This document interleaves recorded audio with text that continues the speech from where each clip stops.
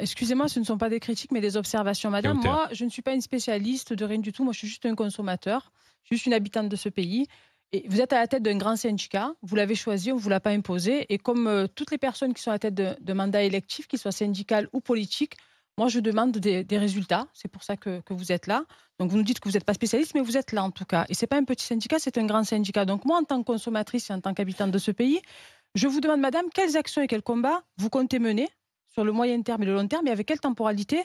Pour un, il y a 3 objectifs pour moi qui sont simultanés et qui ne sont pas négociables. Un, donner accès et rendre accessible à tous les Français aux produits de qualité en termes de viande, de produits laitiers et de fruits et légumes, tout en garantissant, parce que c'est aussi votre rôle de syndicat de protéger, entre guillemets, les agriculteurs, qu'ils soient anciens, bien qu'ils arrivent dans ce métier, en leur garantissant une rémunération correcte tout au long de l'année, et pas qu'aux agriculteurs, à tous les travailleurs du monde paysan et du monde agricole.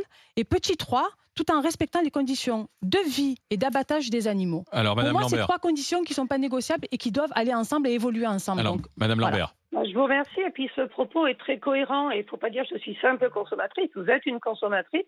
Vous avez aussi une responsabilité. Et j'apprécie que vous ayez la volonté de conjuguer tout ça. L'accès à l'alimentation, c'est essentiel. Malheureusement, on a aujourd'hui 5,5 millions de personnes qui sont obligées d'aller vers les restos du cœur, les banques alimentaires. Donc nous avons proposé un chèque alimentaire pour aider les gens à acheter leur alimentation. Pourquoi? Parce que ça fait 30 ans que les distributeurs disent nous devons baisser les prix. Parce que certains ne peuvent pas acheter leur alimentation. Mais ceux qui sont CSP++ et qui gagnent 5 ou 10 000 euros par mois achètent aussi des bas prix. Et ça n'aide pas l'agriculture. Donc nous portons cette idée de chèque alimentaire et ça rejoint votre idée d'alimentation accessible.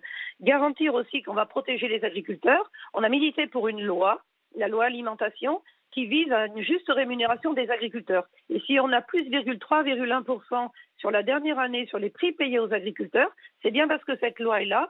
Et là, FNSE a mouillé la chemise pour qu'on puisse justement avoir cela. Et enfin, le respect des animaux. Vous avez 1000 fois raison. Moi, je suis éleveuse, j'aime mes animaux. J'élève des animaux pour qu'ils vivent dans des bonnes conditions et qu'ils soient abattus pour produire de la viande de qualité, abattus dans de bonnes conditions. C'est la raison pour laquelle la France a écrit une feuille de route bien-être animal avant les autres pays européens. Il y a plein de directives européennes. Tous les pays ne les respectent pas de la même façon. Mais en France, nous les respectons mieux que d'autres. Il y a aujourd'hui dans tous les abattoirs un référent vétérinaire qui surveille et qui dénonce lorsqu'il y a des problèmes. Et dans nos élevages, il y a aussi des contrôles réguliers qui sont faits. Et c'est vrai que les animaux, nous les élevons pour qu'ils puissent produire de la viande et donc pour qu'ils soient tués. Mais pour autant, chaque truie qui fait une mise bas dans mon élevage, elle est accompagnée. Les animaux sont surveillés, accompagnés, ils sont malades, on les soigne, on vérifie les températures. Ils ont un espace qui est vérifié par des scientifiques aujourd'hui pour produire des conditions normales d'élevage et des conditions bien-être. On aimerait voir les images de votre ferme, madame. Mais il n'y a pas de pouvoir vérifier, parce que la truie, elle vit dans des conditions qui ne sont pas conformes à ce que sont ses besoins physiologiques. Alors, dernière réponse, Madame Lambert. Ceci est une accusation non fondée, Oui, parce que mon exploitation, d'abord, il y a des vidéos, vous pouvez les regarder, elles sont sur Internet encore aujourd'hui. Moi, j'ai des truies qui sont sur paille pendant toute leur gestation, elles sont en liberté, et quand elles mettent bas, on les met, oui, dans des cases pour protéger plus leurs petits. Mais dans ces cases, elles ont un espace pour se mouvoir, et aujourd'hui, les règles ont changé. On est en train de faire des maternités qu'on appelle maternité liberté,